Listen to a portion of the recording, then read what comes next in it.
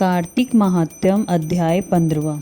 राजा पृथु कहने लगे कि हे नारद जी, भक्त वत्सल भगवान की पूजा का इतिहास सुनाइए। तब नारद जी बोले कि हे राजन, एक पुरातन इतिहास कहता हूँ, सो सुनो। पहले चोल नाम का एक राजा क्रांतिपुर में राज्य करता था। उसके राज्य में कोई भी दुखी, पीड़ित और दरिद्री नहीं था। सारी प्रजा अत्यंत सुखी थी। उस राजा के नाम पर उस देश का नाम भी चोल देश पड़ा। एक समय वह राजा बड़े बड़े मणिमुक्ताओं से भगवान की पूजा करके वहीं मंदिर में बैठ गया। उसी समय उसी नगर के विष्णु शर्मा नाम के ब्राह्मण ने बहुत से तुलसी दल और जल से भगवान की पूजा की।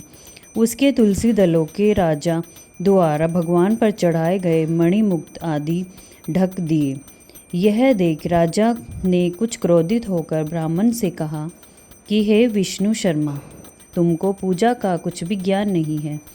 तुमने मणिमुक्ताओं से की गई मेरी पूजा की शोभा को तुलसी दलों से ढककर समाप्त कर दिया।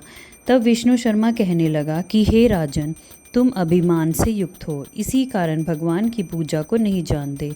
ब्राह्मण के यह वचन सुनकर राजा बड़े गर्व से कहने लगे कि हे ब्राह्मण, तुम स्वयं दरिद्री हो, इसलिए भगवान की क्या पूजा करोगे?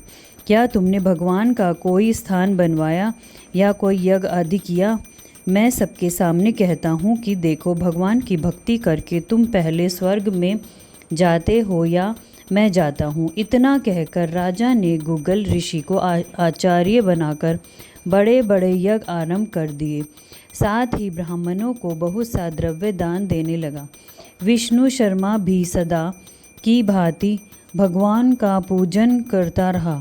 उसने 5 नियम लिए: माघ तथा कार्तिक के व्रत, तुलसी वन रोपण एकादशी का व्रत तथा ओम नमो भगवते वासुदेव इस मंत्र का जाप। साथ ही दिन रात भगवान का कीर्तन करने लगा। चलते फिरते उठते बैठते सदैव भगवान का स्मरण करता रहता। एक समय भोजन करता एक दिन विष्णु शर्मा ने रसोई बनाई तो कोई पाक उठाकर ले गया। उसने फिर रसोई नहीं बनाई कि सायंकाल का व्रत भंग न हो जाए, और भूखा ही सो गया। दूसरे दिन फिर रसोई बनाई तो जब भगवान का भोग लगाने लगा तो फिर कोई पाक उठाकर ले गया। इसी प्रकार 7 दिन तक होता रहा। यद्यपि विष्णु शर्मा भूख के मारे व्याकुल हो गए, परंतु सत्संग के समय के भंग हो जाने के कारण भय से दुखी दूसरी बार रसोई नहीं बनाई। वह यही सोचता रहता कि न जाने कौन हमारा पाक उठाकर ले जा रहा है। भक्तों के इस आश्रय को छोड़कर जाना भी उसने ठीक नहीं समझा।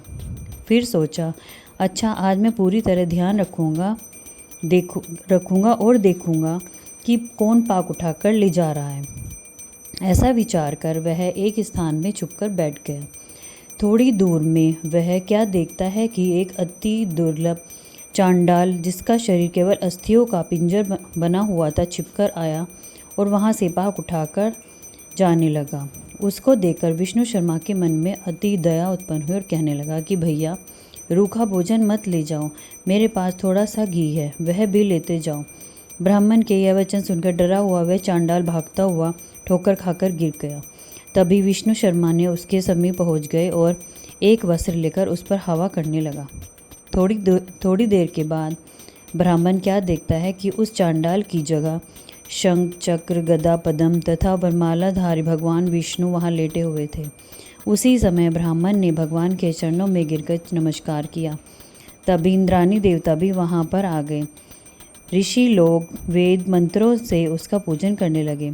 तब भगवान ने यह स्नेह पूर्वक उस ब्राह्मण का आलिंगन किया और उसको सांप्रदायिक मुक्ति प्रदान की। तत्पश्चात अपने साथ विमान में बैठाकर बैकुंठ को ले गया। यह चरित्र देखकर चोल राजा अत्यंत दुखी हुआ और उसने आचार्य गुगल ऋषि को बुलाकर कहा कि यह सब क्या हो रहा है, जिसके द्वेष के कारण हमने यह सब यज्ञ किया। वह तो बैकुंठ को जा रहा है, क्या हमारे सब यज्ञादि निष्फल हो जाएंगे? इस पर यही सिद्ध होता है कि भगवान यज्ञादि से नहीं, केवल भक्ति से ही प्रसन्न होते हैं। राजा आजीवन ब्रह्मचारी रहा था, इस कारण उसने कोई संतान नहीं थी। अतएव अपना सब राजपाट, धन आदि अपने भांजे को सौंपकर भगवान मुझको स्थिर भक्ति दे, ऐसा कहकर अग्निकुंड में कूद गया।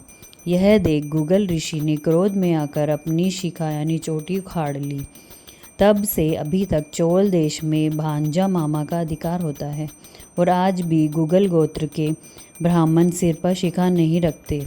राजा के अग्निकुंड में गिरते ही भगवान अग्निकुंड में प्रकट हो गए और उनका आलिंगन कर उससे मुक्ति प्रदान की। इसके पश्चात विष्णु भगवान ने विष्णु शर्मा को पुण्यशील तथा चोल राजा को सुशील नामक अपना द्वारपाल बना दिया। बोल विष्णु भगवान की जय, बोल श्री कृष्ण भगवान की जय, बोल तुलसी माता की जय।